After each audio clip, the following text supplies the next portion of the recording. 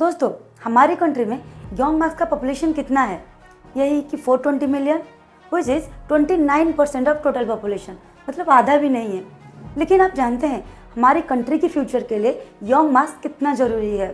लेकिन डाटा तो ये बताती है कि 12% of Indian couple are infertile, मतलब जिनका बच्चा पैदा करने का कोई क्षमता ही नहीं है ना, सकिंग करने वाला बात। लेकिन इसका गहरा रीज़न क्या है? रीज़न बहुत सेंसिटिव है। इस सेंसिटिव टॉपिक को हम यहाँ डिस्कस करेंगे।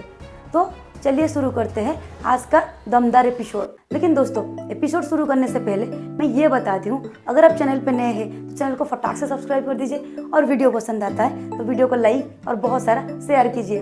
100 गर्ल्स और उनकी मदर लोगों को लेकर एक स्टडी हुआ था, और ये स्टडी कई सालों तक चला।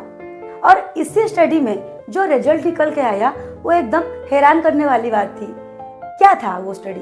एक्चुअली इस स्टडी में गर्ल्स लोगों को एक ग्रुप में रखा गया और उनके मदर लोगों को दूसरे ग्रुप में रखा गया, और सबके कंसेंट के हिसाब से जब मदर लोगों का इंटरव्यू हुआ तब ये बात सामने आया कि जो मदर लोग का पहला पीरियड्स हुआ था ना, तब उनका उम्र 14 साल के आसपास था। मतलब एवरेज मिनर्कियल पीरियड मदर लोगों का 14 ईयर्स था। और वही सेम चीज़ जब गर्ल्स लोग के साथ इंटरव्यू हुआ और उनको ऑब्जर्वेशन में रखा गया, तो उनका जो मिनर्कियल पीरियड था वो 12 ईयर्स के आसपास था। मतलब ये रिजल्ट ये था कि जनरेशन टू जनरेशन जब शिफ्ट होता है तब मिनर्कियल पीरियड 1.5 ईयर्स डिक्रीज हो जाता है। मतलब दिखने में तो कुछ नहीं दिखाई देता है, लेकिन उसका अंदर का चीज़ बहुत गहरा है। और इस चीज़ को सर्टिफाई करता है इंडियन ह्यूमन डेवलपमेंट के डाटा। और इसी डाटा के हिसाब से साल 1800 में जो गर्ल्स लोग का पहला पीरियड वो 16 ईयर्स के बाद होता था, और जब 1980 आ जाता था तब उनका पहला पीरियड 13 to 14 ईयर्स के आसपास हो जाता था। मतलब धीरे धीरे ये जो ट्रेंड वो डिक्रीज होते जा रहा है, और आजकल तो 8 ईयर्स की गर्ल्स को भी पहला पीरियड्स आ जाता है। It would be embarrassing, like if I bleed every month or so. जब लड़की लोगों का अर्ली पीरियड्स होता है तब उन लोगों के अंदर सोसाइटियल प्रेशर तो डेवलप होता है, लेकिन बात यहीं पे ख़त्म नहीं होता है। डाटा तो ये बताती है कि उनके अंदर जो हार्ट डिजीज और कार्डियोवास्कुलर डिजीज होने का चांस 95% बढ़ जाता है। हाँ दोस्तों, ये तो बहुत हैरान करने वाली बात। लेकिन आप जानते हैं कि अर्ली मिनार्क के कारण अर्ली मेनोपॉज भी आ जाता है। तो मेनोपॉज क्या है? एक्चुअली दोस्तों, मिनार्क जब मेंस्ट्रुएशन साइकिल शुरू होता है और मेनोपॉज जब मेंस्ट्रुएशन साइकिल स्टॉप होता है, यानी उसके बाद फीमेल अब रिप्रोड्यूस नहीं कर पाएगा। दोस्तों, ये तो बहुत ज़्यादा अबनॉर्मलिटीज़ है, क्योंकि जिस उम्र में उनको खेलने का टाइम है, कैरियर बनाने के टाइम में सब उनका रिप्रोडक्टिव कैपेसिटी होता है, और जब सब कुछ खत्म करके यानी कैरियर बना के जब उनको बच्चा पैदा करने की टाइम, तब उनका रिप्रोडक्टिव कैपेसिटी नहीं रहता है। मतलब it is matter of concern. दोस्तों रियली आजकल फीमेल लोगों का बायोलॉजिकल क्लॉक डिस्टर्ब हो गया। मतलब फर्टिलिटी और उनकी एज के बीच जो रिलेशन, और ये डिस्टर्बेंस का कारण क्या है? आज का इस वीडियो में हम हर एक एंगल को टच करेंगे और इसका रीजन निकाल के ही रहेंगे। ये जो फीमेल का रिप्रोडक्टिव एबनॉर्मलिटीज का मेजर रीजन है बॉडी फैट, और सबसे ज़्यादा इम्पोर्टेंट है सबक्यूटेनियस फैट, मतलब the fat under your skin. और आप जानते हैं ये जो फैट है ना, ये बहुत ख़राब है, और ये मिलता है हमको Chinese food, processed food, packet food, मतलब हर तरह गंदगी फूड से हमको मिलता है। क्योंकि हम जब मार्केट जाते हैं, बाहर जाते हैं, तो हमको क्या खाने का मन करता है? भाई चाउमीन खा लूँगी, भाई बर्गर खा लूँगी, पिज़्ज़ा खा लूँगी, सब कुछ तो इधर उधर का चीज़ खा लेते हैं। तब इतना सारा ख़राब चीज़ खाने के परिणाम क्या होगा? हमारा बॉडी के अंदर फैट डेवलप होगा। एक तो हम एक्सरसाइज नहीं करते, हम इधर उधर का चीज़ खाते हैं। और डाटा तो ये बताती है कि 3% Indian women are doing exercise regularly. और आप जानते हैं जब इंडियन वुमेन एक्सरसाइज नहीं करते हैं तब उनके अंदर डेवलप होता है बहुत डेंजरस डिजीज। हाँ, एक तो है हाइपोथायराइडिज्म, जिसमें हमारा बॉडी का थायरोक्सिन हार्मोन डिस्टर्ब हो जाता है, और दूसरा है पीसीओडी यानी पीसीओएस, पॉलीसिस्टिक ओवरी सिंड्रोम, जिसमें बॉडी में एड्रोजन नाम का एक हार्मोन ज़्यादा बढ़ जाता है, और हमारा वेट गेन होता है। पीरियड्स का भी अबनॉर्मलिटीज आता है। जब मेंस्ट्रुएशन का अबनॉर्मलिटीज होगा तो हम खाक बच्चा पैदा करेंगे।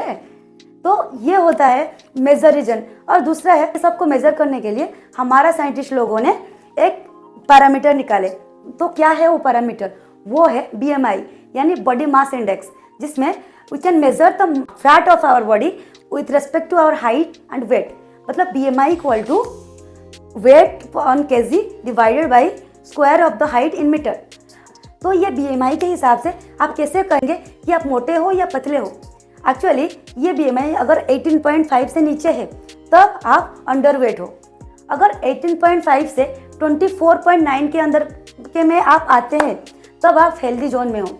अगर 24.9 से 26.6 के अंदर है तब आप ओवरवेट हो, और उससे ज़्यादा तो आप ओबेस कैटेगरी में आ जाते हो। Obesity is a recent problem in India that's grown as the economy has prospered. Most affected, India's urban middle class. जब छोटी सी बच्ची चाइनीज फूड, प्रोसेस्ड फूड खाने के कारण उसके अंदर बैड कोलेस्ट्रॉल एक्यूमुलेट होता है, फैट डिपॉजिट होता है, तो अब उसकी बॉडी में एस्ट्रोजन लेवल बढ़ जाता है। तो ये एस्ट्रोजन क्या होता है दोस्तों? एस्ट्रोजन और प्रोजेस्टेरोन दो हार्मोन है जो फीमेल का रिप्रोडक्टिव सिस्टम के लिए बहुत इंपॉर्टेंट है। और एस्ट्रोजन हमारा रिप्रोडक्टिव सिस्टम को डेवलप करता है और प्रोजेस्टेरोन हमारा मेंस्ट्रुएशन और प्रेगनेंसी को मेंटेन करता है। जब फीमेल बॉडी में यानी गर्ल चाइल्ड की बॉडी में ये एस्ट्रोजन लेवल बढ़ जाता है तो अब उसको जल्दी पीरियड्स आता है। मतलब 8-10 साल में ही भी उसको पीरियड्स आ जाता है। और आप जानते हैं गर्ल्स को पीरियड्स आता है तब एक तो उसका बॉडी तो मैच्योर होता है लेकिन उसका माइंड डेवलप नहीं होता है, उसका कॉग्निटिव डेवलपमेंट नहीं होता है, सोसाइटियल प्रेशर डेवलप होता है उसके अंदर। तो इसके कारण उसका अंदर एंजाइटी, डिप्रेशन और स्ट्रेस डेवलप होता है। तो ये सबके परिणाम बॉडी के अंदर, मतलब गर्ल चाइल्ड की बॉडी के अंदर प्रोजेस्टेरोन नाम का जो हार्मोन होता है ना वो डिप्लीट होता है। भाई प्रोजेस्टेरोन क्यों डिप्लीट होता है? क्योंकि हम तो जानते हैं कि स्ट्रेस के कारण हमारी बॉडी में कार्टिसोल नाम का एक हार्मोन सीक्रेट होता है जो कि हमारा बॉडी का प्रोजेस्टेरोन को डिक्रीज करता है। जब प्रोजेस्टेरोन डिप्लीट होता है और एस्ट्रोजन बढ़ जाता है तो बॉडी में ज़्यादा एस्ट्रोजन लेवल एक्यूमुलेट होता है। तब इसका ये रिजल्ट होता है गर्ल चाइल्ड को ओवरी कैंसर भी हो सकता है। ये क्या हो गया? जब कोई प्रेग्नेंट लेडी डॉक्टर के पास जाते हैं, maximum doctors are advising for C section delivery because they are getting more money through CS।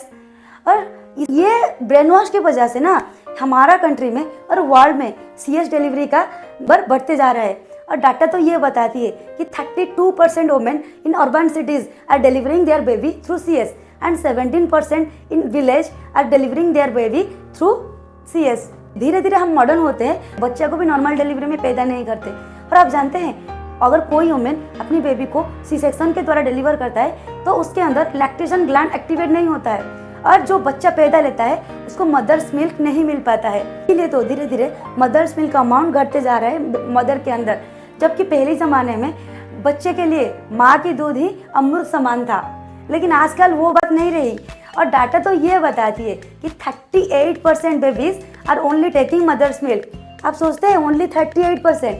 आजकल जो होता है ना नैनप्रो, सेरेलैक, टेमिल गोल्ड, ये सब बहुत सारे मार्केट में आ गए मदर्स मिल्क को रिप्लेस करने के लिए। लेकिन आप सोचते हैं क्या मदर्स मिल्क को दुनिया में कोई भी चीज़ रिप्लेस कर पाएगा? नहीं ना। डॉक्टर चाहे कितना भी कन्विंस करे, हमको C सेक्शन के लिए कन्विंस नहीं होना है जबकि कोई क्रिटिकल मेडिकल डिजीज आपके अंदर नहीं है।